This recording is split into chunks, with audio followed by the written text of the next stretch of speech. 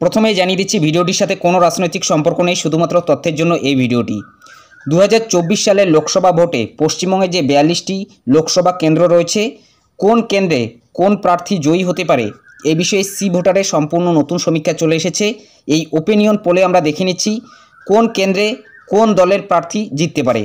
সম্পূর্ণ তথ্য জানার জন্য ভিডিওটি প্রথম থেকে শেষ পর্যন্ত কন্টিনিউ করুন। অনস্ক্রিন দেখুন, এই সংক্রান্ত আপডেটে বলা হয়েছে পশ্চিমবঙ্গের 42টি লোকসভা আসনে কে এগিয়ে কে পিছিয়ে থাকতে পারে তার ইঙ্গিত দিল সি ভোটার সমীক্ষা। রাজ্যের 42টি কেন্দ্রকে 3টি ভাগে ভাগ করা হয়েছে সমীক্ষায়। কোনো দল কোনো কেন্দ্রে একেবারে স্পষ্টভাবে এগিয়ে থাকলে সমীক্ষকরা তাদের ক্লিয়ার উইনার বলেছেন। সম্ভাব্য জয়ী জোট টক্কর হচ্ছে বেশ কিছু কেন্দ্রে, যেখানে 3% ভোটের সুইং হলে সম্ভাব্য ফল মুহূর্তে পাল্টে যেতে পারে।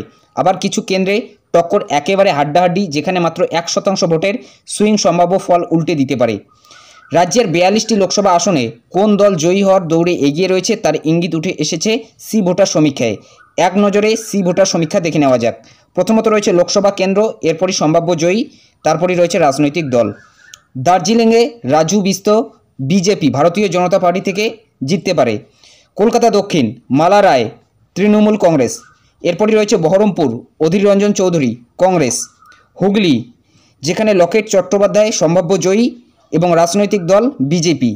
লোকসভা কেন্দ্র কৃষ্ণনগর, সম্ভাব্য জয়ী মহুয়া মিত্র। এর পরের কেন্দ্র ডায়মন্ড হারবার, অভিষেক বন্দ্যোপাধ্যায়, রাজনৈতিক দল তৃণমূল। এর পরের কেন্দ্র পুরুলিয়া, জ্যোতির্ময় সিংহ মাহাতো বিজেপি ভারতীয় জনতা পার্টি। এর পরের কেন্দ্র রায়গঞ্জ, কার্তিক পাল বিজেপি। এর পরের কেন্দ্র বোলপুর, অসিত মাল তৃণমূল। লোকসভা কেন্দ্র বালুরঘাট, সুকান্ত মজুমদার সম্ভাব্য জয়ী বিজেপি। লোকসভা কেন্দ্র বর্ধমান পূর্ব, শর্মিলা সরকার তৃণমূল। এর পরের কেন্দ্র তমলুক, অভিজিৎ গঙ্গোপাধ্যায় বিজেপি। এর পরের কেন্দ্র দমদম, সৌগত রায় তৃণমূল। লোকসভা কেন্দ্র হাওড়া, প্রসূন বন্দ্যোপাধ্যায় তৃণমূল। লোকসভা কেন্দ্র মধুরাপুর, বাপি হালদার সম্ভাব্য জয়ী এবং দল তৃণমূল। এর পরের কেন্দ্র মেদিনীপুর, অগ্নিমিত্রা পাল দল বিজেপি। পরের কেন্দ্র মালদা উত্তর, খগেন মুর্মু বিজেপি। লোকসভা কেন্দ্র বসিরহাট, হাজি নুরুল ইসলাম তৃণমূল। লোকসভা কেন্দ্র জলপাইগুড়ি, জয়ন্ত রায় বিজেপি। এর পরের কেন্দ্র শ্রীরামপুর, কল্যাণ বন্দ্যোপাধ্যায় তৃণমূল। বর্ধমান দুর্গাপুর, দিলীপ ঘোষ বিজেপি। মুর্শিদাবাদ, আবু তাহের তৃণমূল। এর পরের কেন্দ্র রানাঘাট, জগন্নাথ সরকার বিজেপি। আসানসোল, শত্রুঘ্ন সিনহা তৃণমূল। বাঁকুড়া, সুভাষ সরকার বিজেপি। ব্যারাকপুর, অর্জুন সিংহ বিজেপি। লোকসভা কেন্দ্র কোচবিহার, নিশীথ প্রামাণিক বিজেপি। পরের কেন্দ্র বারাসাত, কাকুলি ঘোষ দস্তিদার তৃণমূল। বিষ্ণুপুর, সৌমিত্র খা বিজেপি। এর পরের কেন্দ্র আরামবাগ, অরূপকান্ত দিগার বিজেপি। লোকসভা কেন্দ্র বীরভূম, শতাব্দী রায় তৃণমূল।